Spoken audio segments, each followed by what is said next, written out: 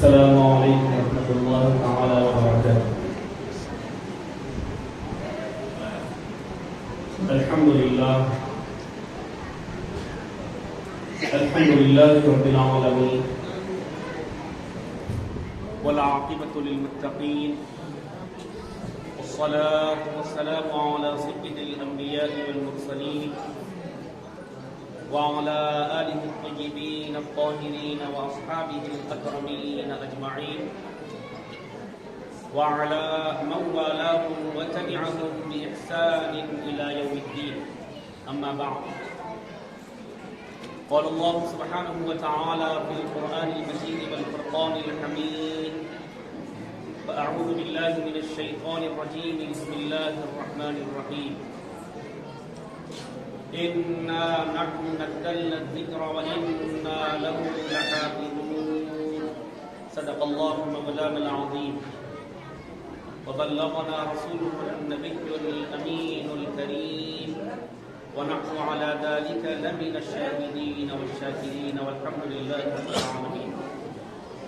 وقال الله عز وجل شأنه في عظمة حبيبه الكريم: إن الله وملائكته يصلون على النبي يا أيها الذين آمنوا صلوا عليه وسلموا تسليما.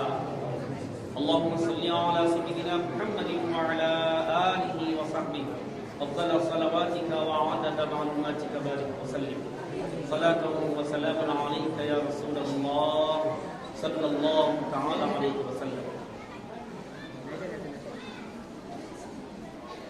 قابل ذی احترام حضرت تقدس مآب علامہ مولانا مفتی حافظ سید شاہ صادق محی الدین رحیم ادام اللہ فیوضہ، اور قابل قدر مولانا مفتی حافظ قاری سید شاہ فاروق محی الدین حفظہ اللہ تعالی و دیگر معززان مجلس و علماء کرام و عزیز طلباء اور پردہ نشین خواتین، جیسا کہ آپ حضرات کے سامنے ابھی قرآن کریم کی ایک تلاوت کی گئی ہے، ایک آیت شریفہ کی تلاوت کی گئی ہے. اس آیت شریفہ میں رب ذوالجلال ارشاد فرماتا ہے: انا نحن نزلنا الذکر وانا له لحافظون. بے شک ہم ہی نے اس کلام پاک کو نازل فرمایا ہے اور اس کی حفاظت کا ذمہ بھی ہم نے. حضرت کرام، وقت کم ہے، مختصر سا وقت ہمیں عطا کیا گیا ہے. چند باتیں اب حضرات کے سامنے قرآن کریم کی نسبت سے بیان کرنے کا موقع مل رہا ہے. ویسے الحمدللہ موقر علماء کرام یہاں پر موجود ہیں، ان سے بھی آپ کو سماعت فرمانا ہے. چند ایک باتیں آپ کے سامنے عرض کرتے ہوئے اپنی بات کو ختم کروں گا، اپنی جگہ لے لوں گا. اللہ سبحانہ و تعالی فرماتا ہے کہ بے شک ہم ہی نے اس کلام کو نازل فرمایا اور اس کلام کی حفاظت کی ذمہ داری بھی لے لی ہے. جیسا کہ بیان کیا جاتا ہے کہ قرب قیامت میں قرآن کریم جو صحائف پہ لکھا ہوا ہے، جو کتابوں میں تحریر کیا ہوا ہے، وہ سب اٹھا لیا جائے گا اور آہستہ آہستہ ان قلوب میں سے یہ قرآن کو ختم کر دیا جائے گا جن کے سینوں میں یہ قرآن محفوظ ہے. پھر اس کے بعد قرآن ہر جگہ سے ختم کر دیا جائے گا، لیکن لوح محفوظ میں جس طرح آج محفوظ ہے قیامت تک کے لیے محفوظ رہے گا. بس قرآن کریم کے حفاظ باقی رہیں گے، اور حفاظ جب تک تلاوت کرتے جائیں گے اللہ سبحانہ و تعالیٰ ان کے درجات میں اضافہ فرماتا جائے گا. قرآن کریم کوئی معمولی کلام نہیں ہے. قرآن کریم ایسا کلام ہے کہ پروردگار عالم نے اس کو ایسے ذرائع سے دنیا کو پہنچایا کہ فرماتا ہے: لو انزلنا هذا القرآن على جبل لرأيته خاشعا متصدعا من خشية الله. یہ قرآن ایسا کلام ہے کہ اگر پروردگار عالم کسی پہاڑ پر اس کو اگر نازل فرماتا تو پہاڑ مارے خوف کے ریزہ ریزہ ہو جاتا. تو اس کے لیے اللہ سبحانہ و تعالیٰ نے اس ذات قدسیہ کی جو ہے انتخاب فرمایا جو سید العالمین صلی اللہ تعالیٰ علیہ وسلم کی ذات مقدسہ ہے، اور آپ کی سینہ مبارکہ پر اللہ سبحانہ و تعالیٰ نے اس قرآن کو نازل فرمایا. تو جو بچے دنیا میں قرآن کریم تلاوت کرتے ہیں ان کے متعلق روایتوں میں آتا ہے، حدیث پاک میں آتا ہے کہ وہی طلبہ، وہی بچے، وہی انسان دنیا میں قرآن کریم کا حفظ کر سکتے ہیں جنہوں نے بروز ازل پیارے آقا صلی اللہ تعالی علیہ وآلہ وسلم کے چشمان مبارکہ کی زیارت کی ہو. اور فرمائیے حدیث پاک میں آتا ہے کہ انہی لوگوں کو قرآن کریم کے حفظ کی دولت سے مالا مال کیا جاتا ہے دنیا میں کہ جنہوں نے بروز ازل پیارے آقا صلی اللہ تعالی علیہ وآلہ وسلم کے چشمان مبارکہ کی زیارت کی. بات سمجھ میں نہیں آتی ہے.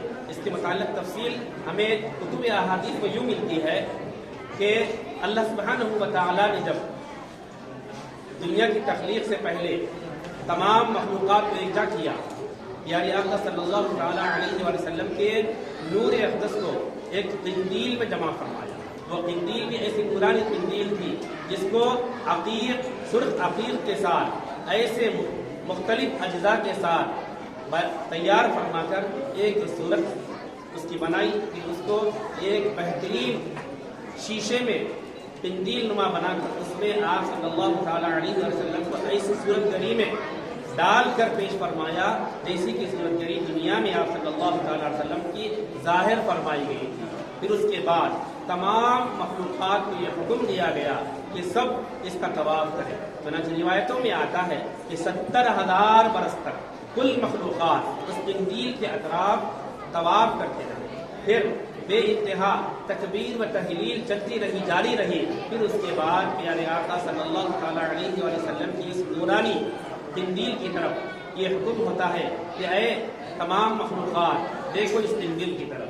تو سب لوگ سر اٹھا کر جب دیکھتے ہیں کہ جتنے بھی لوگوں نے وہاں پر پیارے آقا صلی اللہ تعالی علیہ وآلہ وسلم کے رخ انور کی زیارت فرمائی اس کے متعلق تفصیل آتی ہے کہ جتنوں نے آپ صلی اللہ تعالی علیہ وسلم کی اس قندیل میں جو صورت گری فرمائی گئی تھی جتنوں نے سروں کو دیکھا وہ دنیا میں بڑے بادشاہت سے سرفراز کیے گئے, سلطنتیں انہیں عطا ہوئی ہے. اور جتنوں نے پیارے آقا صلی اللہ تعالی علیہ وسلم کی صورت گری میں سے پیشانی مبارکہ کو دیکھا وہ دنیا میں بڑے عادل اور بڑے عامر بن کر زندگی گزارے. اور جتنوں نے آپ صلی اللہ تعالی علیہ وسلم کے ابروئے مبارکہ کو دیکھا وہ دنیا میں بڑے نقاش اور بڑے قلمکار بنے. اور جتنوں نے پیارے آقا صلی اللہ تعالی علیہ وسلم کے چشمان مبارکہ کو دیکھا وہ دنیا میں قرآن کریم کے حفاظ کرام بنے. تو غور فرمائیے کتنا بڑا مرتبہ ہے ان حفاظ کرام کا کہ انہیں ازل ہی سے اللہ سبحانہ و تعالی نے ایسا بہترین ذریعے سے ان کی پذیرائی فرمائی ہے کہ بروز ازل ہی آپ حفاظ کرام نے آقا کریم صلی اللہ تعالی علیہ وآلہ وسلم کے چشمان مبارکہ کے دیدار سے مشرف ہوئے. اور پھر یہی حفاظ کرام جب قرآن کریم کا حفظ کر لیتے ہیں تو پروردگار عالم اپنے مخصوص دیدار سے بروز محشر بھی ان کو مشرف فرمائے گا. تو دعا ہے کہ اللہ سبحانہ و تعالیٰ نے ان حفاظ کو کہ جنہوں نے قرآن کریم کو حفظ کر لیا اپنے سینوں میں محفوظ کر لیا جنہوں نے ازل ہی سے آقا کریم صلی اللہ تعالیٰ علیہ وآلہ وسلم کی زیارت کا شرف حاصل کر لیا اور جو بروز محشر بھی یعنی آقا صلی اللہ تعالیٰ علیہ وسلم اور رب تبارک و تعالیٰ کی دیدار سے مشرف ہوں گے اور ان کے ذریعے سے کئیوں کو اللہ سبحانہ و تعالیٰ شفاعت کا درجہ نصیب فرمائے گا. حضرات کرام یہ حفاظ کرام جو حامل قرآن ہے کوئی معمولی انسان نہیں ہے, یہ ایسے انسان ہیں کہ ان کے متعلق روایتوں میں آتا ہے حدیث پاک میں آتا ہے جب بندہ قرآن کریم پڑھتا ہے تو ایک ایک لفظ کے لیے اللہ سبحانہ و تعالیٰ 10 نیکیاں پڑھنے والے کو عطا فرماتا ہے.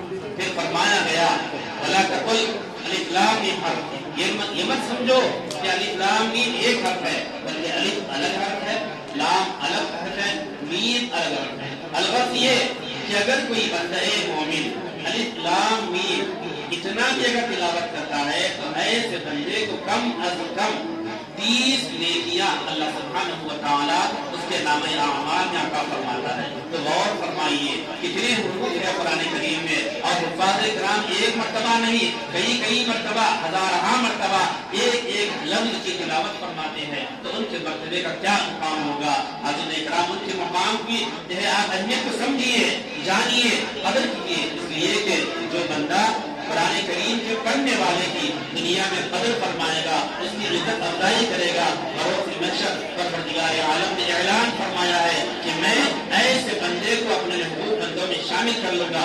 یہ صرف پڑھنے والے کی نہیں ہے، اس کی پذیرائی کرنے والے کی یہ جو مقام بیان کیا گیا ہے۔ اگر کوئی حافظ قرآن کی اہمیت کو سمجھتے ہوئے دنیا میں اس کی عزت فرماتا ہے، اس کی پذیرائی کرتا ہے، تو رب تبارک و تعالی اعلان فرماتا ہے کہ میں ایسے بندے کو کہ جس نے کفار کی قرآن کریم کی تلاوت کرنے والے کی دنیا میں پذیرائی کی ہو، اس کی عزت افزائی کی ہو، اس کی امداد کی ہو، اس کے لیے اپنا مال خرچ کیا ہو، تو میں بروز محشر ایسے بندوں کو اپنے محبوب بندوں میں شمار فرما دوں گا۔ حضرات کرام کے والدین کا کیا مقام ہے؟ اور فرمائیے جو وفات قرآن کریم کی تلاوت کرتے ہیں، قرآن اپنے سینوں میں محفوظ کرتے ہیں، ان کو روز محشر ایک اعزاز سے نوازا جائے گا اور ان کے والدین کو ایک ایسا تاج پہنایا جائے گا کہ یاقوت و زمرد اور مختلف قسم کی جو ہے رنگینوں سے مشرف ہوگا اور ان کے اعزاز میں وہ تاج پہنا کر اعلان کیا جائے گا کہ دنیا میں انہوں نے اپنی اولاد کو قرآن کریم کا حفظ کروایا تھا، اس لیے آج کے اعزاز سے معزز کیے گئے ہیں۔ اور ایک چھوٹا سا واقعہ سن کے اپنی بات کو ختم کرتا ہوں کہ قرآن کریم کی تلاوت کی اہمیت کیا ہے۔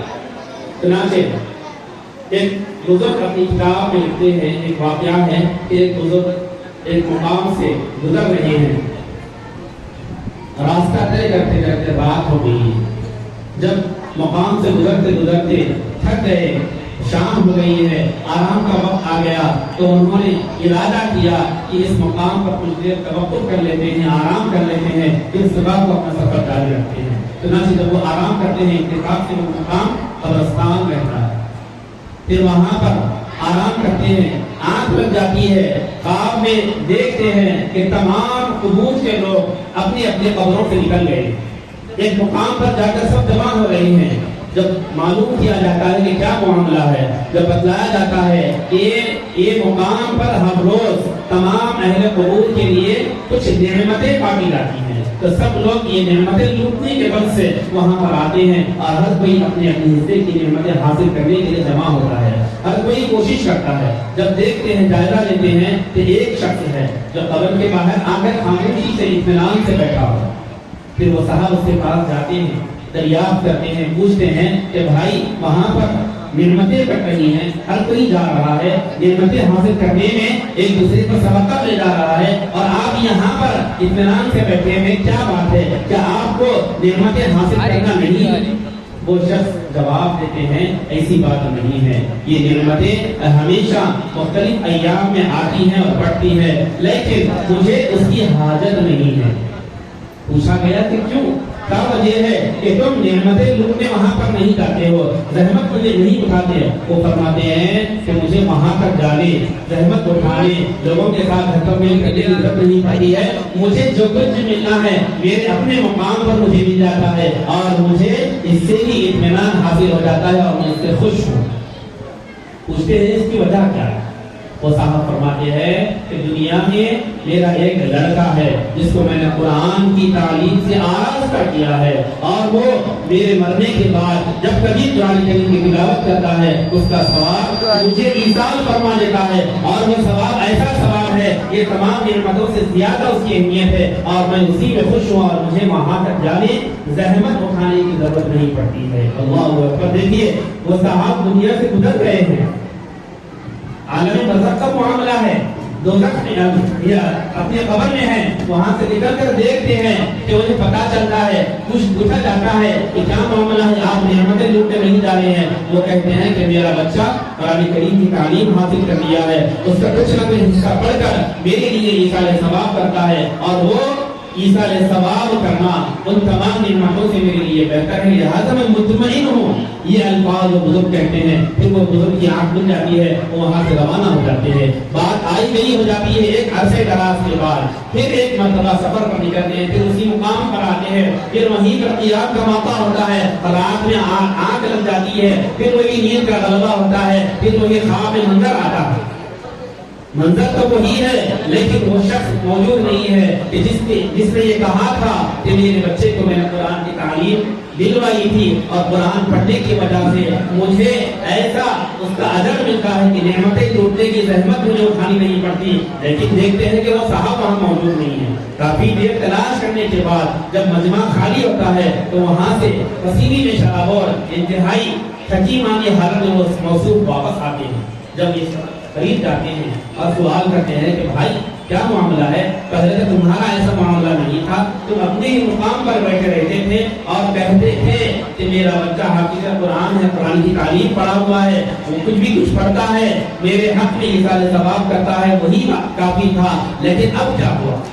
وہ شخص کہنے لگا کہ ہاں بات صحیح ہے کہ میرا بچہ جس کو میں نے قرآن کی تعلیم دلوائی تھی وہ قرآن پڑھتا, اس کا ثواب مجھے پہنچاتا, وہ میرے لیے کافی ہو جاتا تھا. لیکن چند دن قبل اس کا وصال ہو گیا, اب میرے لیے قرآن پڑھنے والا کوئی نہیں ہے. وہ موصوف ہوتے ہیں اللہ اکبر انا للہ و انا الیہ راجعون. کا یہ بات حق ہے تو کہتے ہیں کہ ہاں حقیقت ہے. تو آپ کا لڑکا کہاں رہتا ہے؟ فلاں فلاں مقام پہ رہتا. پھر وہ شخص معلوم کرنے کے لیے, اس کی تحقیق کرنے کے لیے نکلتا ہے. فوراً جاتے ہیں وہ بزرگ, جا کے تلاش کرتے ہیں, پتے پر پہنچتے ہیں, معلوم کیا جاتا ہے تو پتا چلتا ہے کہ ہاں چند دن قبل فلاں شخص کا انتقال ہو گیا جو حافظ قرآن کا. اللہ اکبر. غور فرمائیے, یہ قرآن کریم کی تلاوت کرنا کوئی معمولی چیز نہیں ہے. جب آپ قرآن پڑھتے ہیں, اس کی تلاوت کرتے ہیں, اس کا ثواب اپنے مرحومین کو پہنچاتے ہیں, بزرگوں کو پہنچاتے ہیں, تو اس کا اجر انہیں بھی پہنچتا ہے, اس کا ثواب انہیں بھی ملتا ہے. یہ کوئی معمولی بات نہیں ہے. قرآن کریم کا پڑھنا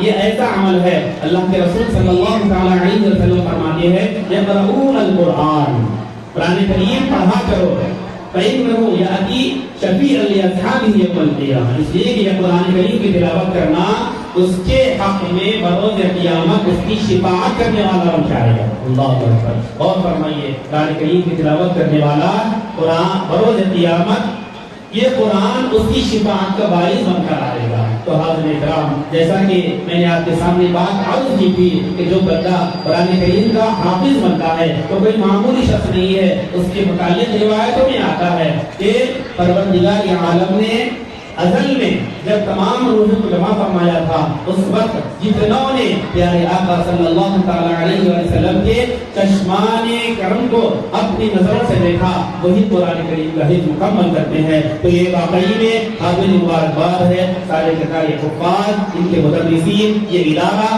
کہ اس کے ذریعے سے الحمدللہ اب تک کئی حفاظ کرام یہاں سے تکمیل کر چکے ہیں. قرآن کریم کی تکمیل کے بعد اپنے اپنے مقامات پر, دیگر مقامات پر یہ لوگ اپنے فرائض منصبی سے لوگوں میں فیض پہنچا رہے ہیں. اللہ سبحانہ و تعالیٰ سے دعا ہے کہ یہ جو فیضان کے ذریعے سے قرآن کریم کے حفاظ بنے ہیں, پروردگار عالم ان حفاظ کو تا قیامت باقی رکھے, ان کے سینوں میں قرآن کریم کی جو برکتیں ہیں, جو سعادتیں ہیں, وہ ہمیشہ باقی رکھے. اس کے ذریعے سے مخلوق تکیر کو فائدہ پہنچائے. اللہ سبحانہ و تعالی ہم تمام کو قرآن کریم پڑھنے, سمجھنے, اس پر عمل پیرا ہونے کی توفیق عطا فرمائے. صلی اللہ تعالی وسلم علی خیر خلقہ سیدنا محمد وعلی آلہ واصحابہ اجمعین والحمد للہ رب العالمین.